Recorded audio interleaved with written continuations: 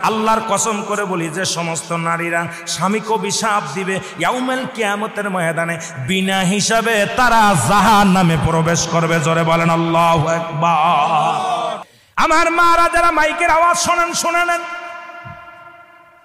যত আপনার নামাজ, আপনার রোজা, আপনার হজ সব কিছু বরবাদ হয়ে যাবে যারা স্বামীকে লানত করবেন, স্বামীকে যারা অভিশাপ করবেন, স্বামীর বিরুদ্ধে অভিযোগ করবেন, স্বামীর প্রশংসা করবেন। আল্লাহর দরবারে আপনি নেকি পাবেন, আল্লাহর দরবারে নফল বন্দেগী পাবেন। সারা রাত পরে আপনি ইবাদত করেছেন, আর একবার বলেন, আপনার মার কাছে বলেন, বোনের কাছে বলেন, ভাইয়ের কাছে বলেন, ভাইরে তোমার দুলো ভাইটা কত সুন্দর, উনি ফরেজগার মানুষ, নামাজি মানুষ, আমাকে ভালোবাসে। যদি স্বামীর প্রশংসা করো এই দুনিয়ার মধ্যে নফল ইবাদত হয়ে যাবে, তোমার নেকি হবে, আমলনামায় লেখা হবে।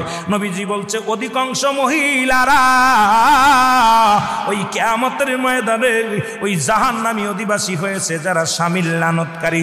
জোরে জোরে চিল্লায়া বলা যাবে না আল্লাহু আকবার। আল্লাহর নবী বললেন, আম্মা জান খাদিজা বলে হুজুর এরপরে কি দেখলেন?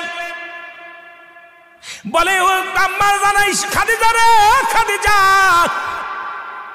আমি এরপরে জাহান্নামে গেলাম, একদল মেয়েদের দেখি, একদল নারীদের দেখি, আগুনের কাক তাদের মাথার উপরে ঠোকায় ঠোকায়, আগুনের কাক তাদের মাথার উপরে ঠোকায় ঠোকায় মস্তিষ্কগুলো খায়। এক একটা ঠোক মারে, মস্তিষ্কগুলো গলে গলে পড়ে যায়। এক একটা ঠোকা মারে, মস্তিষ্কগুলো গলে গলে পড়ে যায়। আমার নবী বললেন, বলার পর খাদিজা বলে হুজুর হালাতটা কি? বলছে এই সমস্ত মেয়েরা যাদের চুলগুলো বেগানা পুরুষে দেখছে, এখন এই ওয়াজ যদি মিরাজের ওয়াজে গেলে শরীয়তের ওয়াজ, পর্দার ওয়াজ, হাকিকতের ওয়াজ, নামাজের ওয়াজ, নামাজও মিরাজ থেকে আসা পর হলো, পর্দার বিধানও কঠিন হলো নামাজ বাজার মিরাজ থেকে আসা পর। এখন এই মিরাজের মধ্যে ঢুকলেই তো আলোচনা বাইর হয়ে যায়, আর এই ওয়াজ করলেই তো সকালবেলা আমার হাতে হ্যান্ডকাপ পড়বে। জোরে বলেন ঠিক কিনা? আমি মা বোনদের বলি, মা গো তোমার মাথার উপরে উন্নাগুলো রাখো, এই চুলের মর্যাদা দাও, চুলের দাম বেড়ে যাবে, তোমার দাম বেড়ে যাবে। আমার মারে, আমার আম্মা জান ডাকতে বলে, নবী গো তারপরে কি দেখলেন? বলে হুজুর তারপরে কি দেখলেন?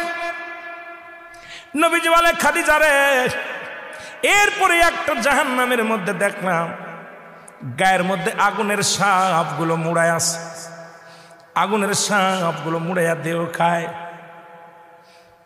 এ মুসলমান, এমন কি গায়ের মধ্যে আগুন ধরানো?